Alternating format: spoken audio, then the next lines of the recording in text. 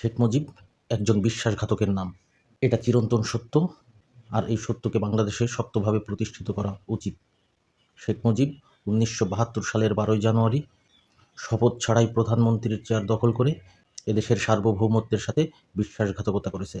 1973 সালের নির্বাচনে কারচুপি করে এদেশের গণতন্ত্রের সাথে বিশ্বাসঘাতকতা করেছে শেখ মুজিব।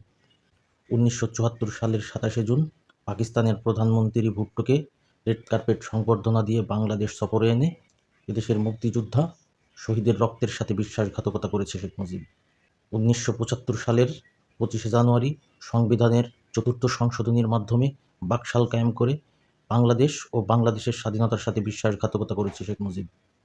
আওয়ামী লীগ সহ সমস্ত রাজনৈতিক দলকে নিষিদ্ধ করে তিনি তার নিজের দলের সাথে বিশ্বাসঘাতকতা করেছেন।